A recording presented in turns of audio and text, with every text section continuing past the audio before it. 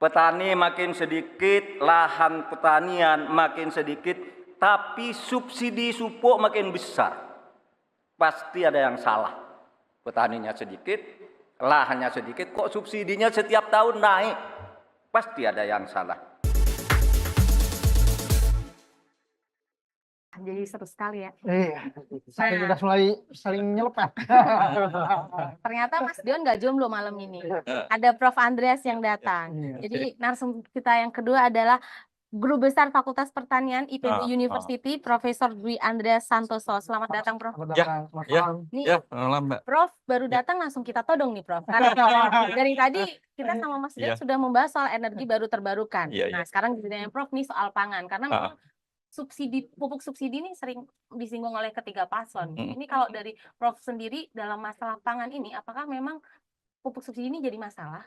Dan masalahnya di mana gitu, Prof? Kenapa ini selalu jadi nggak kelar-kelar? Bahkan tadi Prof Mahfud sempat mengatakan bahwa petani kita berkurang, lahan kita berkurang, tapi subsidi kok nambah terus.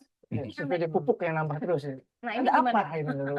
Iya. Gimana nih, Prof? Ya, kalau kita lihat antara subsidi dan produksi, itu sama sekali tidak nyambung. Kan ya, kalau lihat katakanlah tahun 2013, subsidi pupuk pada saat itu masih sekitar 17,6 triliun rupiah. Tahun 2013, tahun 2019, subsidi naik menjadi 34,4, hampir 2 kali lipat. Ya, 2 kali lipat subsidi pupuk. Tapi produksinya bagaimana? Dari 58 turun ke 54. Ada apa itu? Jadi gabah kering panennya turun segitu, turun 4 juta ton lebih. Lalu kemudian subsidi pupuk di tahun 2023 menurun jadi sekitar 24, produksi turun juga. Hanya turunnya dari 54 ke 53, kira-kira seperti itu. Jadi kesimpulan saya sebenarnya tidak ada korelasi yang bisa kita ambil antara subsidi pupuk dengan produksi.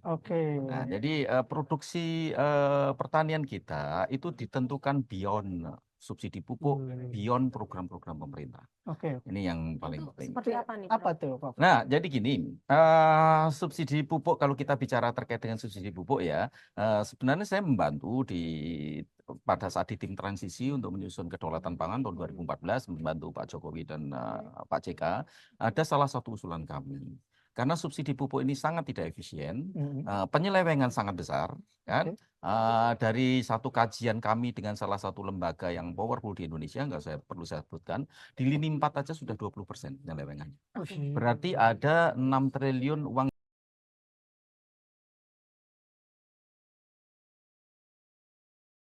yang seharusnya hak petani, ini kemudian lenyap entah kemana. Jadi ini persoalannya. Dari sisi itu, belum terkait dengan ketepatan waktu. Ketika petani butuh pupuk, kemudian pupuk itu tidak tersedia, itu jadi masalah. Lalu saya sudah 27 tahun ya di jaringan tani. Sejak tahun 2012 saya ketua umum Asosiasi Bank Benih dan Teknologi Tani Indonesia. Jadi tahu persis lah apa yang dialami petani di level grassroots. Petani sebenarnya nggak perlu pupuk bersubsidi. Persoalan itu. Yang paling penting bagi petani adalah 2 hal. 1, pupuk tersebut tersedia tepat waktu. Yang kedua, ada jaminan harga. Ketika dia memproduksi, ada jaminan harga bahwa produksi yang dihasilkan akan dibeli dengan harga yang memadai yang bisa mensejahterakan mereka. Dan itu yang tidak pernah dilakukan oleh pemerintah. Jadi pemerintah ketika tadi bicara mengenai bukan mengenai masalah kesejahteraan petani, itu semuanya wacana dan jargon. Dalam kenyataannya tidak demikian. Implementasinya itu. Apalagi kalau sekarang ini pemerintah mau mempermudah subsidi pupuk hanya dengan KTP, Prof. Kalau sebelumnya kan harus punya kartu tani nih, Prof. Nah, ini apakah penyelewengan ini akan terbuka lebar? Apalagi subsidi akan ditambah lagi tahun ini rencananya. Sebenarnya gini, dulu usulan kami waktu saya di tim transisi sudah mengkonsepkan terkait dengan subsidi. Kan subsidi lebih baik dialihkan menjadi direct cash payment. Jadi uang yang 30 triliun per tahun tersebut serahkan aja ke petani. Sehingga nanti produsen-produsen pupuk akan berusaha menarik minat petani, menghasilkan pupuk yang baik dan tepat waktu, karena petani yang punya uang ya sudah.